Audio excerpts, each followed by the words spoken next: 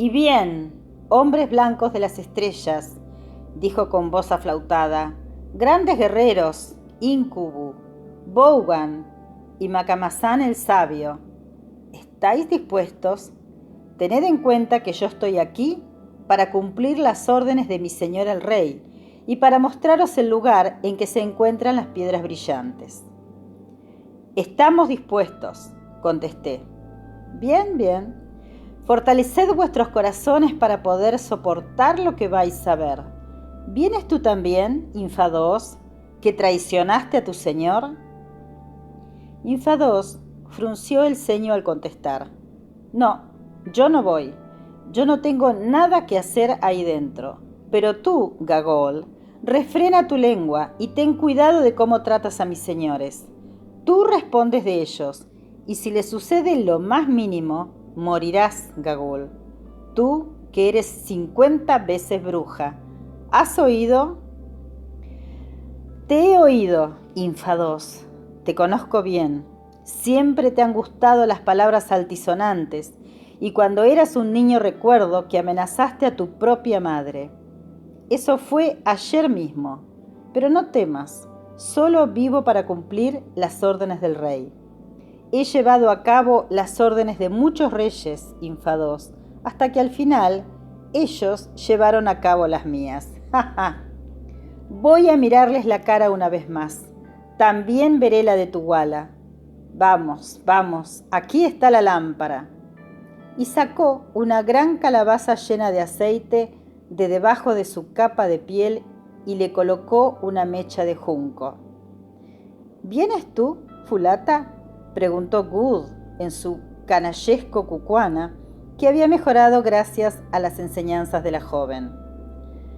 Tengo miedo, mi señor, contestó tímida la muchacha. Entonces, dame la cesta. No, mi señor, allí donde tú vayas, iré yo también. Maldición, pensé, raro será que salgamos de esta. Sin más preámbulos, Gagul se sumergió en el pasadizo que era suficientemente ancho como para que pudieran caminar 2 personas de lado y muy oscuro. Seguimos el sonido de su voz aflautada que nos animaba a seguir adelante, no sin cierto temor, situación que no alivió el sonido súbito de un batir de alas. «¡Vaya! ¿Qué es eso?», gritó Good. «Alguien me ha dado un golpe en la cara». «Son murciélagos», dije. «Continúe». Tras haber caminado unos 50 pasos, según nuestros cálculos, observamos que el pasadizo se iluminaba débilmente. Al momento siguiente, nos encontramos en el lugar más hermoso en que se hayan posado jamás los ojos de un hombre vivo. Que el lector imagine la nave de la catedral más grande en que haya puesto el pie, sin ventanas, desde luego, pero ligeramente iluminada desde arriba, presumiblemente mediante respiraderos conectados con el exterior practicados en el techo, que formaban una bóveda a 100 pies por encima de nuestras cabezas, y se hará una idea del tamaño de la enorme cueva en la que nos encontrábamos, con la diferencia de que esta catedral, concebida por la naturaleza, era más alta y más ancha que cualquiera construida por el hombre. Pero su gigantesco tamaño era la menor de las maravillas de aquel lugar, porque dispuestas en fila en toda su longitud, había descomunales pilares de algo que parecía hielo, pero en realidad eran estalactitas enormes. Me resulta imposible dar una idea de la belleza y la grandeza sobrecogedoras de aquellos pilares de espato blanco, algunos de los cuales no medían menos de 20 pies de diámetro en la base y se elevaban con toda su belleza grandiosa pero delicada hasta el lejano techo. Había otros en proceso de formación. En estos casos, en el suelo de roca había unas columnas que, como dijo Sir Henry, parecían las columnas quebradas de un templo antiguo griego, en tanto que en las alturas, pendientes del techo, se podía vislumbrar el extremo de un carámbano enorme. Mientras las contemplábamos, podíamos oír el proceso de formación, porque al poco rato cayó una gota de agua desde el lejano Carámbano hasta la columna de abajo, produciendo un diminuto chapoteo. En algunas columnas solo caía una gota cada 2 o 3 minutos, y en estos casos resultaría interesante calcular cuánto tiempo tardaría en formarse un pilar, digamos de 80 pies de altura por 10 de diámetro, al ritmo con que caía el agua. El siguiente ejemplo demostrará que en líneas generales el proceso es incalculablemente lento.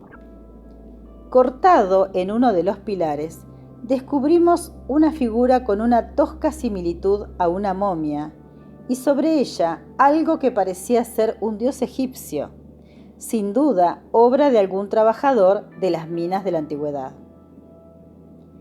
Aquella obra de arte había sido realizada a tamaño natural, método por el que los tipos ociosos, ya sea un obrero fenicio o un peón inglés, tratan de inmortalizarse a expensas de las obras maestras de la naturaleza, es decir, a unos 5 pies del suelo.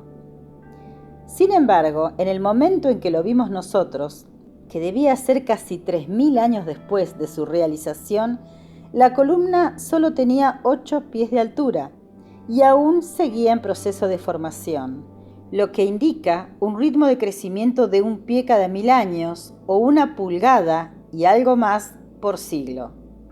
Lo supimos porque mientras estábamos junto a ella oímos caer una gota de agua.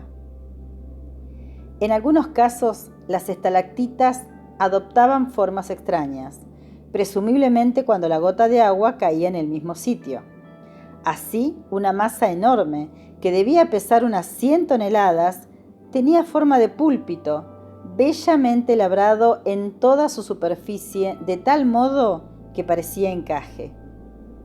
Otras semejaban extrañas bestias, y en los lados de la cueva había dibujos como abanicos de marfil, como los que deja la escarcha en un cristal.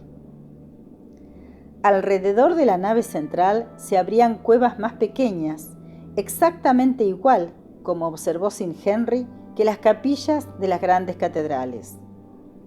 Algunas tenían grandes dimensiones, pero otras, y esto constituye un hermoso ejemplo de la forma en que la naturaleza lleva a cabo su labor de artesanía según leyes invariables e independientemente del tamaño, eran minúsculas. Una de estas cavernas no era mayor que una casa de muñecas inusualmente grande, pero podría haber servido de modelo para toda la cueva porque se producía el mismo goteo. Los minúsculos carámbanos colgaban del techo igual que en la nave central y las columnas tenían idénticas formaciones.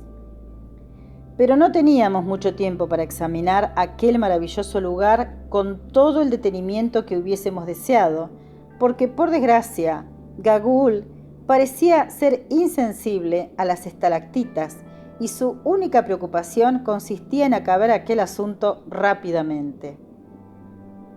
Aquel hecho me irritó más, por cuanto yo tenía especiales deseos de descubrir, si era posible, el sistema por el que entraba la luz en aquel lugar, y si lo había hecho la mano del hombre o la naturaleza, y también si lo habían utilizado en la antigüedad, cosa que parecía probable. Pero nos consolamos con la idea de examinarlo a fondo cuando regresáramos, y seguimos los pasos de nuestra misteriosa guía. Nos llevó hasta el fondo de la caverna enorme y silenciosa, donde encontramos otra entrada, no abovedada como la primera, sino cuadrada en la parte superior, como en los templos egipcios. ¿Estáis preparados para entrar en el lugar de la muerte?, preguntó Gagol, a todas luces con la intención de hacernos sentir incómodos. Continúa, bruja, dijo Good en tono solemne, tratando de aparentar que no estaba asustado, como en realidad nos ocurría a todos, salvo a Fulata, que se había cogido del brazo de Good en busca de protección.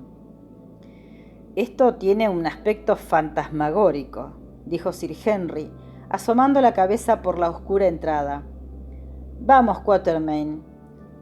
Señores priores, no haga esperar a la vieja dama, concluyó, y se hizo a un lado cortésmente para que yo me colocara a la cabeza del grupo, cosa que no le agradecí en mi fuero interno. Tap, tap, tap. Resonaba el bastón de la vieja Gagul por el pasadizo, al caminar renqueante, riendo entre dientes de una forma repugnante. Yo la seguía, abrumado por un presentimiento inexpresable de que algo terrible nos iba a suceder. Vamos, siga adelante, amigo, dijo Good, o perderemos de vista a nuestra gentil guía. Empujado por las palabras de mi compañero, entré en el pasadizo y tras caminar unos 20 pasos me encontré en una lúgubre estancia de unos 40 pies de longitud, 30 de anchura y otros 30 de altura, que sin duda había sido excavada por la mano del hombre en una época remota.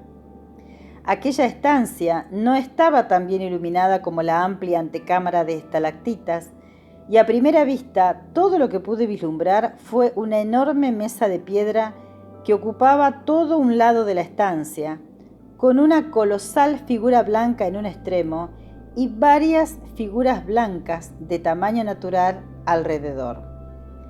A continuación vi un objeto pardo, sentado en el centro de la mesa, y al cabo de unos momentos mis ojos se acostumbraron a la luz y descubrí qué eran todas aquellas cosas, y emprendí una carrera tan veloz como mis piernas me permitieron. Por regla general, no soy un hombre nervioso, ni dado a las supersticiones, ya que he vivido lo suficiente como para saber que son una estupidez. Pero debo admitir que aquella visión me trastornó, y de no haber sido porque Sir Henry me cogió del cuello de la camisa y me detuvo, creo sinceramente que al cabo de otros 5 minutos hubiera estado fuera de aquella cueva de estalactitas y que ni por todos los diamantes de Kimberley me hubiera animado a entrar de nuevo. Pero Sir Henry me sujetó con fuerza, así que me detuve porque no me quedó más remedio. A los pocos segundos, sus ojos también se acostumbraron a la luz. Me soltó y se puso a limpiarse las gotas de sudor de la frente. Good profirió un juramento con voz débil y Fulata le rodeó el cuello con los brazos y chilló. Solo Gagul seguía riendo entre dientes. En verdad, era una visión fantasmagórica. Allí, al extremo de la larga mesa de piedra, sujetando con sus dedos esqueléticos una lanza grande y blanca, estaba sentada la muerte en persona, bajo la forma de un colosal esqueleto humano de una altura de 15 pies o más.